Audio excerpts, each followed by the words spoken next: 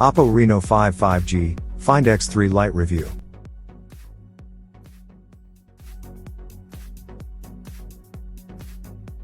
But before we start, please support us by pressing the like and subscribe buttons, so that we can continue to provide the latest information about gadgets and technology. Also turn on the bell button to get the latest updates. Your support means a lot to us. Thank you. The Oppo Reno5 lineup launched at the beginning of this year, but it's only now that it's getting a European release. Now, the Reno5 is here and looks well equipped too. An OLED panel with a high refresh rate, fast charging, capable SoC, lightweight build and plenty of base storage and memory. And in a, not so, surprising move, Oppo is releasing this one under two names in Europe. The Reno5 is launching in Eastern Europe, whereas Western Europe is getting it as the Find X3 Lite. The two models are identical in specs as you can see. So even though we got specifically the Reno5 model for review, our review findings should apply to both devices in equal parts. While the Oppo brand is well known in Asia, and even though it's yet to make a name for itself in Europe, its position as a premium brand elsewhere. So it's no wonder that the company avoids undercutting the competition price-wise and yet focuses on making well-executed handsets with a premium look and feel. The Reno5, or Find X3 Lite if you prefer, uses a bright, 90Hz OLED panel and a 64MP main camera, and it also offers one of the fastest charging technologies. It's also nicely compact and pocketable.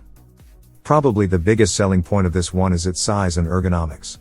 In a market where behemoths rule, the Reno5 5G is a breath of fresh air with its compact 6.43-inch display and a weight of 172 grams. Oppo Reno5 5G specs at a glance. Body, 159.1 by 73.4 by 7. 9mm, 172 grams, Gorilla Glass 5 front, plastic back and frame.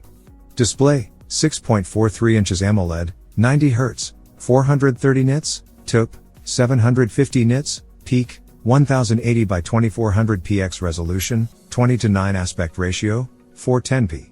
Chipset, Qualcomm SM7250 Snapdragon 765G 5G, 7nm, octa-core, 1x2. 4 GHz Creo 475 Prime and 1x2. 2 GHz Creo 475 Gold and 6x1. 8 GHz Creo 475 Silver, Adreno 620. Memory, 128 GB 8 GB RAM, 256 GB 12 GB RAM, UFS 2.1.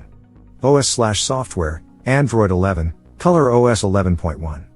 Rear camera, wide, main, 64MP, f/1.7, 26mm, 1.73, 0.8 micrometers, TAF, ultra wide angle, 8MP, f/2.2, 119, 1/4.0, 1.12 micrometers, macro, 2MP, f/2.4, depth, 2MP, f/2.4. Front camera, 32MP, f/2.4, 24mm, wide, 1/2.8, 0.8 micrometers. Video capture, rear camera, 4K at 30 fps, 1080p at 30/60/120 fps, gyro ICE, HDR, front camera, 1080p at 30 fps, gyro ICE. Battery, 4300 mAh, fast charging 65 watts, 100% in 35 minutes, advertised, reverse charging, SuperVOOC 2.0. Miscellaneous, fingerprint reader, under display, optical, 3.5mm jack.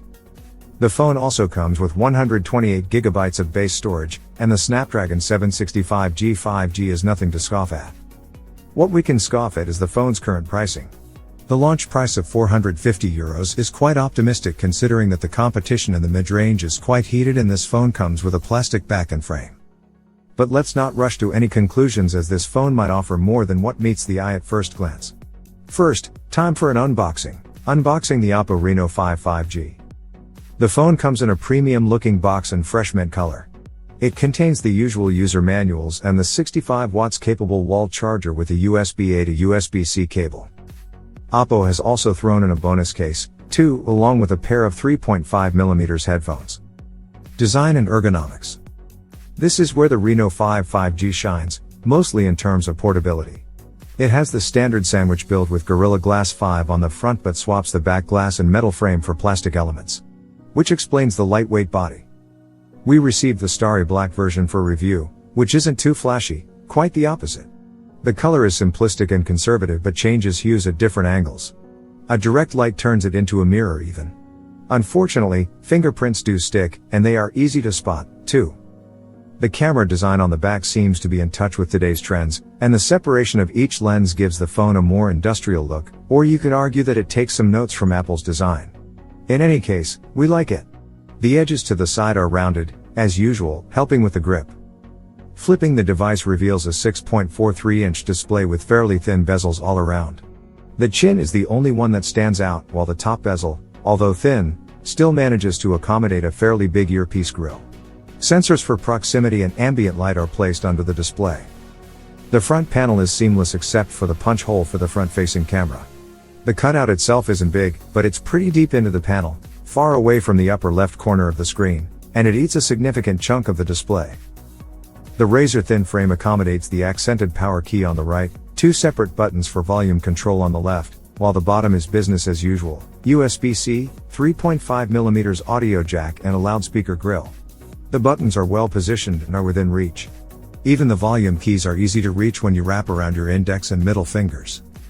The SIM card tray, which is located right above the volume keys, offers just the two SIM card slots, no room for microSD card. Perhaps only the fingerprint reader's placing is suboptimal. It's too close to the bottom edge, so you might have to twist your thumb a little depending on how you grab your phone. Since it's a small phone, that wouldn't be a big issue, but someone with big hands will surely notice. Nothing beats the sensation of a secure grip over a compact phone when handling it with just one hand. And that's what the Reno5 5G gives you. Sure, it's just as slippery as the rest, but its weight, 172 grams, dimensions and thickness, 7.9mm, are hard to compensate for that. Anyone looking for a compact mid-ranger should consider the Reno5 5G. Great OLED panel clocked at 90Hz. The Reno5 5G's display is definitely one of its strongest suits. It may not have a crazy fast 120Hz refresh rate, but the 90Hz in this price range would do. Some other qualities compensate for that, such as good sunlight legibility, for example. But first, let's go through the specs.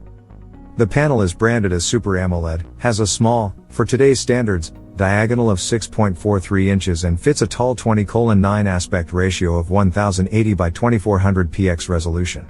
The panel itself is protected by Gorilla Glass 5, and there's a small cutout for the front-facing camera in the upper left corner. With the brightness slider cranked up to maximum and the auto mode disabled, the display peaked at 444 nits, and in auto mode, it achieved 634 nits in bright light conditions. If it was more than a year ago, this would have been a flagship-grade display. And we mean this in a good way. However, this result failed to reach the advertised 750 nits, though, of course, the measuring methodology used may affect the readings. Color accuracy, on the other hand, isn't stellar, with the main issue being the rather bluish whites. The display is subject to tuning, so you may want to opt for a warmer color temperature if color accuracy is what you are after. Refresh rate management is half decent, as only a few scenarios would lower the refresh rate to 60Hz to save on some power. Netflix and YouTube full screen playback runs at 60Hz, but almost everything else is fixed at 90Hz.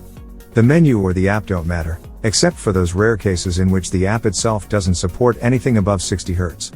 Even when using the native gallery app and watching full screen videos, using the default video player wouldn't cause the refresh rate to go down, even though we didn't expect granular HRR control like the one presented in the Find X3 Pro. We expected a bit more from the Reno5 5G regarding the automatic handling of the refresh rate.